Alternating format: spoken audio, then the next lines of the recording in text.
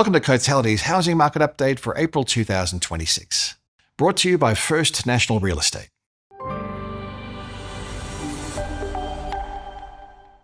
First, the national picture. Cotality's National Home Value Index rose by 0.7% in March, taking values 2.1% higher over the March quarter. Values are still rising, but the growth rate is easing, down from a 2.8% lift in the December quarter last year. The housing market performance is becoming increasingly uneven by city and by price point.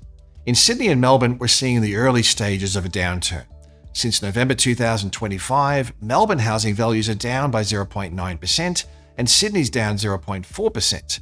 At the same time, auction clearance rates have been falling and advertised supply levels are lifting, providing buyers with more choice, less urgency, and vendors are facing more negotiation. Now contrast that with Perth, where momentum is running the other way. Housing values are up 2.5% in March and they were 7.3% higher over the quarter. In dollar terms, that quarterly lift adds about $69,000 to the median dwelling value. Clearly, this pace of growth isn't sustainable long-term, but it's being underpinned by the fundamental constraint of low supply, with advertised stock levels sitting about 40% below the 5-year average for this time of the year.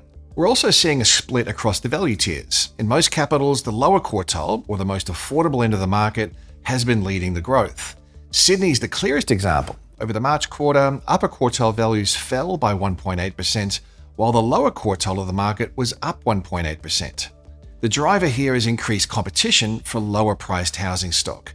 Serviceability constraints are deflecting more demand towards the lower end, alongside a lift in first home buyer activity supported by stimulus and elevated investor participation. Regionally, housing markets are showing more resilience. Values rose 1.1% over March and 3.3% over the quarter, compared with a 0.6% and 1.8% rise across the combined capitals. Again, it's regional Western Australia that stands out, up 2.2% in March and 6.2% higher over the quarter. Bunbury is leading the pace, with values jumping 8.4% over the quarter to be 22.2% higher over the past 12 months. There's also early signs that demand is cooling. Cotality estimates that quarterly home sales are tracking 1.9% lower than a year ago and 5.6% below the 5-year average. With cost of living pressures and interest rate uncertainty still in play, along with confidence impacted by geopolitical risk, it's reasonable to expect that purchasing demand is going to remain softer in the near term. Let's turn to rentals. The monthly trend in national rental growth has held around 0.7% over the past 3 months, taking the quarterly change to 2.1%, the largest 3-month lift since May 2024. Annually, rents are up 5.7%, adding about $37 a week to the median rental rate. Vacancy rates remain tight.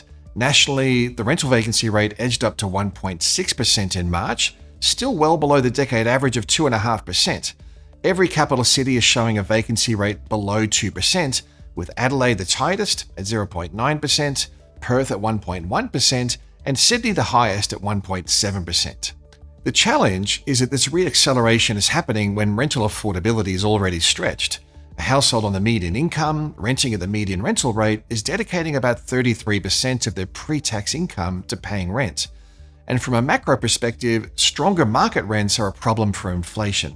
Rents have a very large weighting in the CPI, and CPI rental inflation typically follows market rents with a lag. Adelaide home values were 1.2% higher in March, with the pace of gains holding firm at this level over the past 3 months. Values were up 3.6% through the first quarter of the year, adding approximately $32,500 to the median value, which has risen to $937,000. The median house value was only $1,000 off the $1 million mark at the end of March. The highest growth rates remain concentrated around the most affordable markets, with Adelaide's lower quartile values rising 4.2% through the March quarter, while upper quartile values were up a smaller 2.9%. Low advertised stock levels remain a key feature driving prices higher, with listings numbers tracking about 20% below the 5-year average.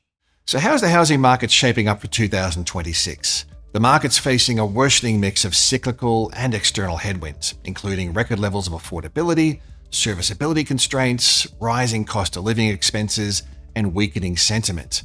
All of these factors were apparent before the Iran war, which is set to amplify some of these factors.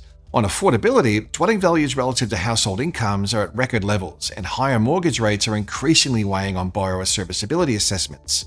Factoring in a 3 percentage point serviceability buffer, most borrowers effectively need to show they can service a new loan with a mortgage rate around 9%.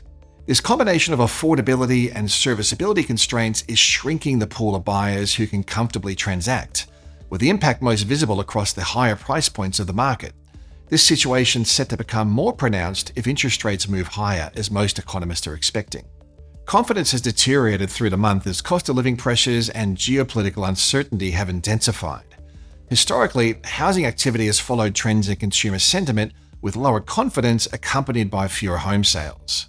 Softer selling conditions can already be seen in auction clearance rates, which have eased to below average levels, while advertised stock levels have been lifting, particularly in Sydney and Melbourne, implying less urgency for buyers and a gradual shift towards more balanced conditions.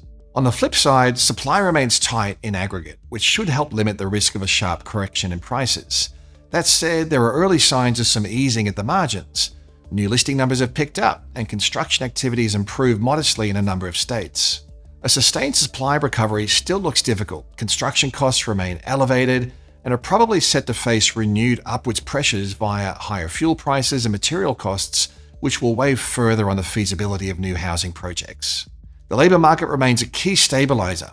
Employment is still high and conditions are tight, which supports income security and reduces the risk of forced selling, even as real incomes are squeezed and sentiment is weaker. Also, policy support is still present for first home buyers. The deposit guarantee scheme can help first home buyers clear the upfront deposit hurdle in lower price segments of the market. However, strong price growth at the lower value range, together with higher interest rates and living costs, means that stimulus is likely to have a diminishing impact from here.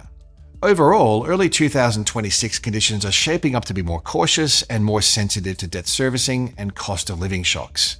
With inflation and interest rate uncertainty still front of mind, confidence is weaker and the near-term balance of risks is tilted to the downside. Tight supply and labour market resilience should provide some support for housing prices, but the scope of broad-based price gains looks limited. We expect outcomes to remain uneven through 2026. More affordable segments may hold up better as demand concentrates where serviceability still works, while higher value market segments are still facing larger headwinds from borrowing constraints and cost pressures. The key watch points from here are going to be the path of inflation and interest rates, the extent of any further lift in listings, and whether confidence stabilizes. With the market evolving rapidly, it's more important than ever to stay up to date with all the twists and turns. You can stay tuned to all the housing trends at the insights pages of the Cotality website.